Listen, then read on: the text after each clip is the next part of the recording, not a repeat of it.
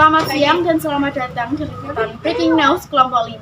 Di sini saya sebagai pembawa acara bernama Arifkan Syafaat Wazizah dengan rekan saya akan membahas mengenai liputan sejarah teknologi komputer.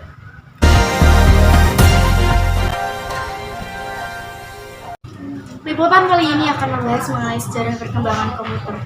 Sebagian besar kegiatan yang dilakukan manusia di era modern ini dilakukan menggunakan komputer, terlebih di saat pandemi seperti ini, di mana seluruh aktivitas bertransformasi menjadi serba online. Komputer yang awalnya ditujukan hanya sebagai sarana penunjang pekerjaan, kini sudah menjadi suatu kebutuhan yang wajib dimiliki oleh masyarakat. Generasi pertama pada tahun 1940 hingga 1956, selama periode ini, generasi pertama dari komputer mulai dikembangkan. Komputer generasi pertama menggunakan tabung vakum untuk sirkuit dan drum magnetik untuk penyimpanan memori. Tabung vakum digunakan untuk memperkuat sinyal dengan mengalirkan elektron di ruang evakuasi. Komputer generasi pertama sangatlah sulit untuk dioperasikan dan berbiaya sangat mahal.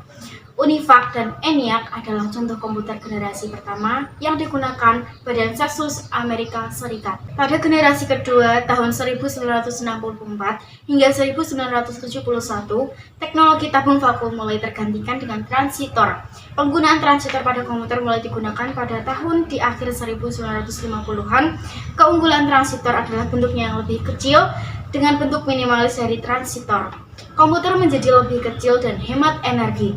Di generasi kedua ini, bahasa pemrograman mulai diperkenalkan, seperti contohnya COBOL dan Fortran. Dan juga teknologi penyimpanan memori juga berubah dari drum magnetik menjadi teknologi magnetik. IBM 7000, NJR 304, IBM 650, IBM 1401, Atlas Mark III adalah contoh dari generasi kedua komputer. Generasi ketiga 1964 sampai 1971, pembangunan sirkuit padu adalah ciri khas dari generasi ketiga komputer. Bentuk transitor semakin diperkecil dan ditempatkan di silikon yang dinamakan semikonduktor. Teknologi ini semakin mempercepat kinerja komputer. Selama periode ini, mouse dan keyboard mulai diperkenalkan. Generasi ketiga juga sudah dilengkapi dengan sistem operasi DP-8, PDP-11, ICL 2900, IBM 3060, dan IBM 370 adalah contoh dari komputer generasi ketiga. Generasi keempat, 1971 sampai sekarang. Di periode ini, prosesor mikro mulai diperkenalkan saat ribuan sirkuit terpadu dimasukkan ke dalam sebuah silikon chip yang kecil.